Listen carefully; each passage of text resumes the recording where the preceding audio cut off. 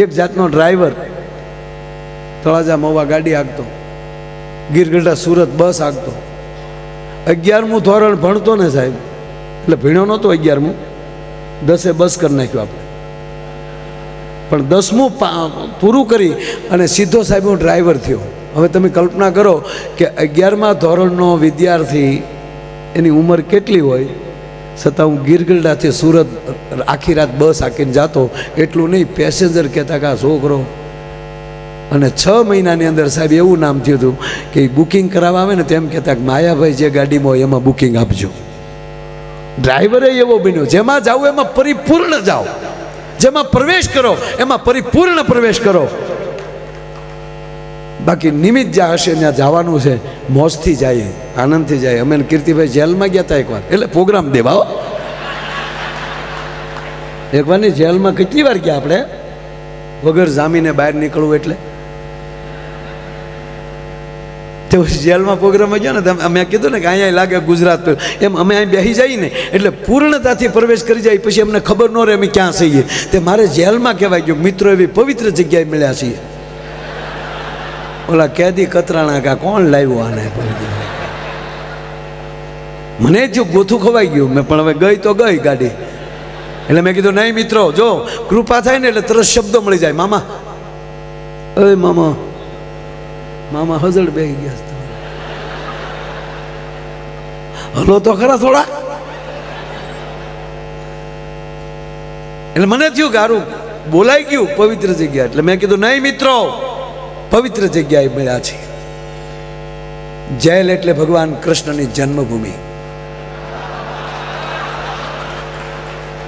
એવી જેલમાં આજે ભગવાન કૃષ્ણ જ્યાં જેલમાં જન્મ્યા છે, ભગવાન કૃષ્ણની યાદી થાય એવી જેલમાં જ્યારે પ્રોગ્રામ છે, બધાએ તાળીઓ પાડી. પણ એકથી ન રહેવાનું. એ ઊભો થઈને મને કે હવે જ થયો. મેં કીધું કાં? મને કે કૃષ્ણ જન્મતા વેત ટોપલામાં વહી ગયા હતા અને અમને 15 વર્ષથી જામીન નથી મળતા અહીંયા સાહેબ. પણ જીવન જેના હસમુખા હોય, આનંદી હોય અને આનંદ કરતા કરતા જીવીએ અને જેની સાથે બેસીએ ભાવ અને પ્રેમથી જીવીએ. બાકી એક ભાઈને ઘરે મહેમાન આવ્યો, 15 દી રોકાણો મારો દીકરો. બોલો, 15 દી મહેમાન રોકાણો. અમને અહીંની હવા ફાવી ગઈ, ગરદણી કે અમારી બગડી ગઈ, એનું શું કરવું?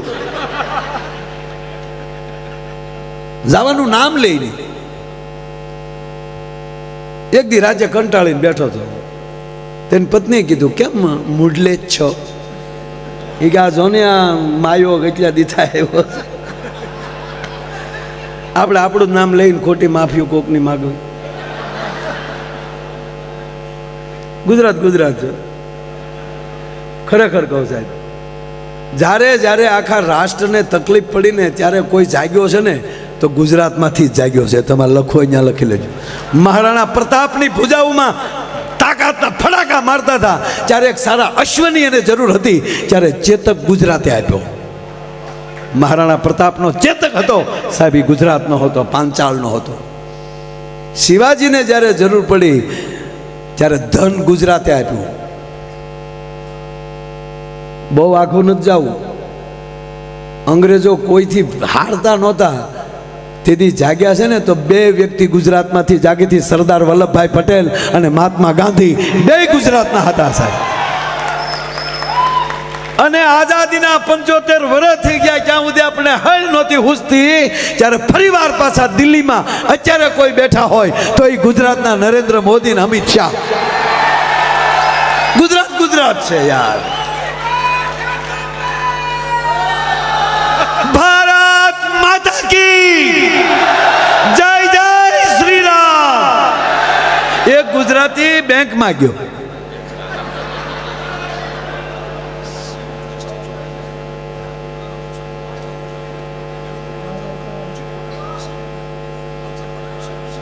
આ જે શિવનું જે બનાવ્યું છે ઉચિત પટેલ, એ ક્યાં છે ભાઈ? ઉચિત ઉચિત ઊંચું ઓલુલુલુલુ. આશીષભાઈ, આશીષભાઈ આવો. ઉચિતને લેતા હો એનું સન્માન કરો સાહેબ. આ સરસ મજાનું એણે ચિત્ર બનાવ્યું છે. વાહ તારી કલા દોસ્ત. આવી જાવ ઉચિત. વધાવો, તાળીઓથી વધાવવાનું. ક્યાં વાત હે, ક્યાં વાત. આ ચિત્રકારોને બહુ ધ્યાન રાખવું પડે, કલાકારોને. આપો. વાહ વાહ દોસ્ત, ક્યાં બાત હે, ક્યાં બાત. વાહ. એક ભાઈનું મોઢું હોજી ગયેલું હતું. એટલે કે શું થયું, મધ કરડ્યું, કાંડર કરડ્યું, પીડ્યા હતા. ના ના, તારી ભાભીએ માર્યું. કે શું કામ? તા કે કાલે એનો જન્મદિવસ હતો. એટલે કે જન્મદિવસ હોય તેથી મારવાનું, જેટલા વર્ષના થયા હોય એટલી ઠપાટ મારવાની. એવું નહોતું. કે કેકમાં ભૂલ પડી ગઈ. કે કેમ? કે મેં કેક બનાવવા આપ્યો હતો ને, નામ છે કૃતિ, અને ઓલે કુતરી લખી નાખ્યું. કલાકારોને બહુ ધ્યાન રાખવાનું. મૂળ વાત કહું બાપ, મૂળ વાત ઉપર આવું એટલે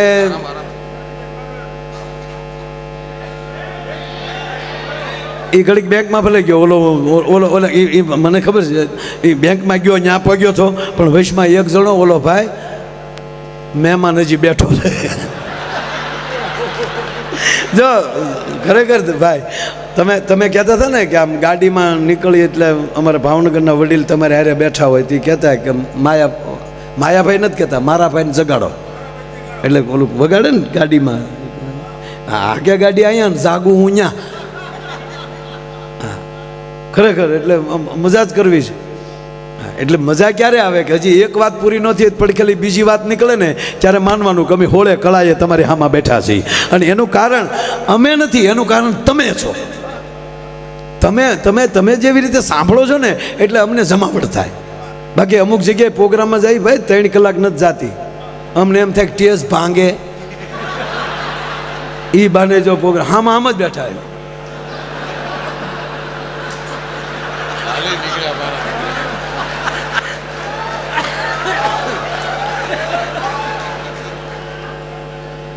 આપણને આને એમ થાય બે નાખી આને.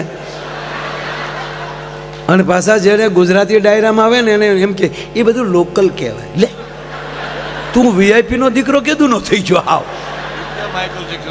જાણે માઇકલ જેક્સનના માસીનો દીકરો હોય એમ.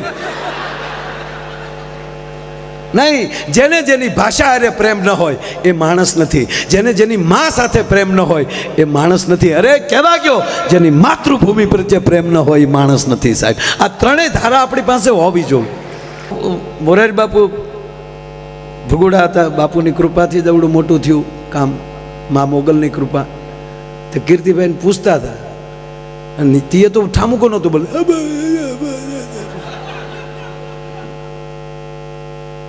બાપુ કે આડો અવાજ બેસી ગયો. તો કીર્તિભાઈ કે બાપુ એ વરની માં છે.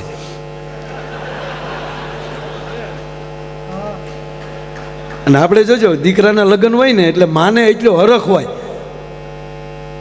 લગ્ન પતે એટલે વરની માનો અવાજ બેસી જાય.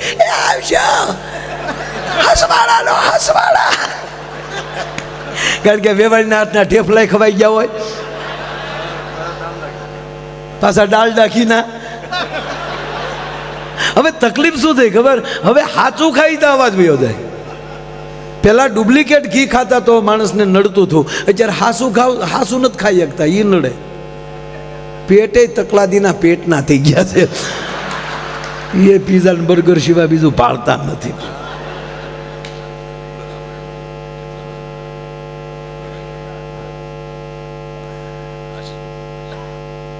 એટલે બન્યું એવું સાહેબ, મહેમાન રોકાણો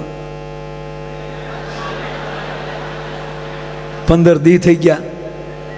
ગુજરાતી છે સાહેબ. હા, અરે એ ક્યાં કરો સાહેબ, આઝાદી વખતે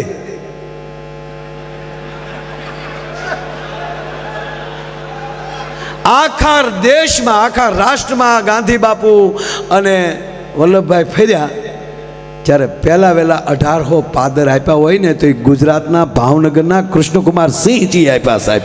પહેલ ગુજરાતે કરી. એટલે કાંઈ ખોટા વખાણ નથી. ગુજરાતીમાં જન્મમાં એનું ગૌરવ છે અને આપણે આગળ છે, એ વાત સાચી છે.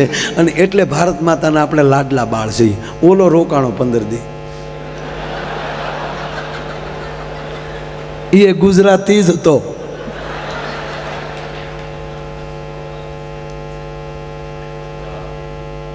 કહાણું મોટું કરીને ગરદણી બેઠો એટલે એની પત્નીએ કીધું,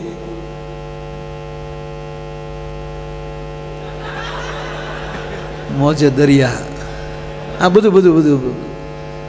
વાહ, ફરમાઈશોના બોર્ડ લઈને આવ્યા. કેવી તૈયારી છે સાંભળવાની સાહેબ. આવું ઓડિયોસ ક્યારેક જ મળે. આ નરું સત્ય. બોલનાર કોણ છે એની કરતા સાંભળનાર કોણ છે, કેટલા છે એની કરતા કેવા બેઠા છે એ મોટી વાત છે સાહેબ. હા, એમાં કોઈ સવાલ નહીં. એટલે એની પત્નીએ કીધું ઓલો રોકાણો. એટલે એની પત્નીએ કીધું કે કેમ આમ આમ હાવ દિવેલ પીધું હોય એવું મોઢું થઈ ગયું. એ કે આ જો ને 15 દી થા રોકાણો છું. કે પણ તમારો ભાઈ બંધ એટલે અમારે તો કાંઈ કહેવાય નહીં. કે પણ 15 દી થયા, કહેવું જોવે ને, સવારે ન હોય. બેને કીધું તમારે કહેવું જોવે ને, તમારે મૂંઝાવાય. અને તમે સાંભળી લેજો, જ્યારે જ્યારે ભારત વર્ષનો પુરુષ મૂંઝાણો છે ને, ત્યારે એની પત્ની જ ઊભી થઈ જો. જ્યારે જ્યારે આ મહાદેવ શુંભ નિશુંભ અહિંસાસુર મહિષાસુર ચંડ મુંડ ભસ્માસુર આ બધાય વરદાનાની પહેલે લઈ ગયા હતા. અને એણે જ્યારે કૈલાસ ઉપર ચડાઈ કરી ત્યારે શિવને થયું હતું વરદાન મેં દઈ દીધા અને હું જીતી શકું એવી શક્તિ છે નહીં. વરદાન દેવાઈ ગયા. શક્તિ તો છે મારી પાસે, પણ મેં એને વરદાન આપ્યું એટલે હું કાંઈ ન કરી શકું. તેથી પાર્વતી ઉમા, ઉમા શબ્દ કોનો છે ખબર? મહાદેવનો. આપણે પહેલા નિયમ હતો પત્નીનું નામ ન લેવાય, અને પત્ની છે એના પતિનું નામ ન લે. એટલે હું લીધા જેવા ન થાય કે ના. એક ગાંઠ વાળેલી હતી કે નામ એનો નાશ. કહેવત છે આપણી, જેનું નામ એનો નાશ. એટલે આ દેશની જગદંબા એમ કહેતી કે મારા પતિનું નામ લઉં તો એનો નાશ થાય ને, એનો કોઈ દી નાશ ન થાય. એટલે હવે તો મળ્યા ચિંટુ ચિંટુ ચંપુ બકા. આ બકા ક્યાંથી આવ્યું એને હું ગોતું છું હજી.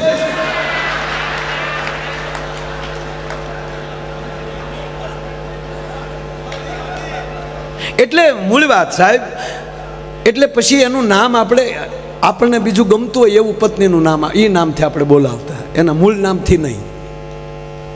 એ મા ભગવતીનું નામ પાર્વતી છે, એનું નામ પાર્વતી છે, પણ મહાદેવને ગમતું નામ હતું એ ઉમા કહીને બોલાવતા. રામાયણ વાંચી લેજો સાહેબ, શાસ્ત્રો વાંચી લેજો. એ ઉમા કહું મેં અનુભવ અપના, મહાદેવ બોલે. એ ઉમા કહું મેં અનુભવ અપના, એ સત હરિ ભજન જગત સબ સપના. એટલે ભગવાન શિવે નામ પાડેલું છે ઉમા. એના મંદિર માટે આ દેવાનું છે. પુરુષ જ્યારે મૂંઝાય, જ્યારે શિવ મૂંઝાણા છે, ત્યારે ભવાની ત્રિશુલ લઈને અને એનું સ્વરૂપ મહાકાલી મળ્યું, ચામુંડા મળ્યું. અરે શેઠ સગાળશા મૂંઝાઈ ગયા. ઓલાએ કીધું કે દીક મારે માણસની માટી ખાવી છે. તો માણસ દાડીએ નથી મળતું તો મરવા કોણ મળે? અને જો આજે હું નહીં, જો આ ગુજરાત આપણું, કાજ હું નહીં જમાડું તો કાઠિયાવાડમાં કોકદી ભૂલો પડી ભગવાન, થઈ જા મારો મહેમાન, તને સ્વર્ગ ભૂલાવી દઉં શામળા. કાલી કોઈ દુહો નહીં ગાય. અને શેઠ સગાળશા મૂંઝાણા. તેથી કહેવાય ગયો સંગાવતી વાણિયા હતા, પોતે વૈષ્ણવ હતા. અને એને ઓરડા બોલ્યા, શેઠ શું મૂંઝાણા? કે આ પરિસ્થિતિ છે કે મેં જેને જીણ્યો છે મારો દીકરો સેલિયો ભણવા ગયો છે, એ કેદી કાયમ આવશે? જાઓ, સાધુ ભૂખ્યા ન જાય, લઈ આવો એને. જ્યારે જ્યારે પુરુષ મૂંઝાણો, એક ભાઈ મૂંઝાઈને હુતા હતા, ઊંઘ નહોતી આવતી. તેની પત્નીએ કીધું હું પડખ્યા ફેર ફેર ગયા, ઊંઘ કેમ નથી આવતી? હોઈ જાઓ.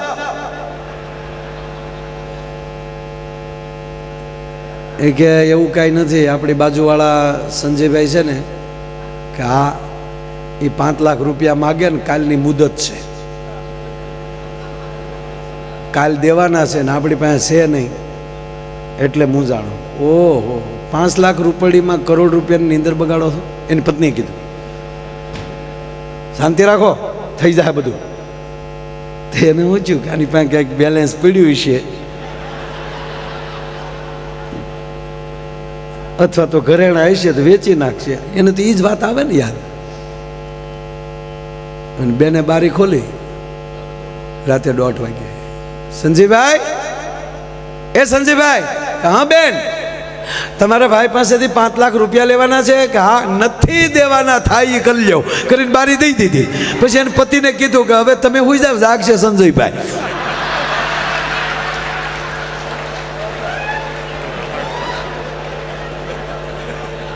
પણ આ મહેમાન 15 દિવસ જતો નહોતો. એની પત્નીએ કીધું કે તમારે મને કહેવું જોઈએ ને, હવારમાં મહેમાન ન હોય, મૂંઝાવાનું થોડું હોય. મરદ જેવા માણા થઈ 100 ફેરે આગળ હું હતી. તમારા 3 ફેરા અટકી જાય ત્યારે કહેવાનું 100 ફેરે મેં મોર થાવ.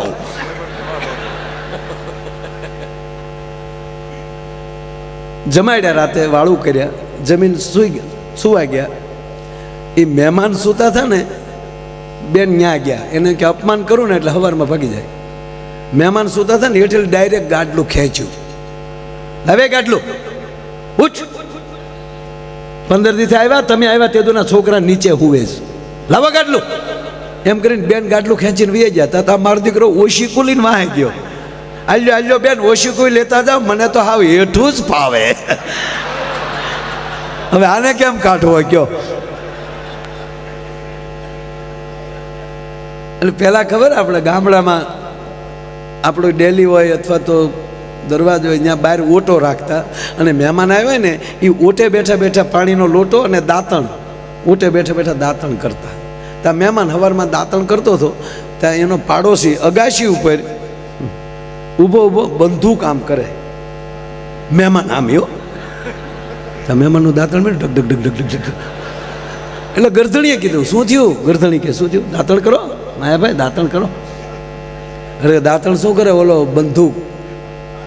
કે ના ના તમે ચિંતા કરો માં. કે કેમ? 4 મહિના પહેલાં એની ઘરે મહેમાન આવ્યો ને, એને મેં ભડાકે દીધો હતો, અને તે દી એણે એમ કીધું હતું કે હવે તારી ઘરે મહેમાન આવવા દે. ઓલો દાંતણ કરવા ખોટી થાય?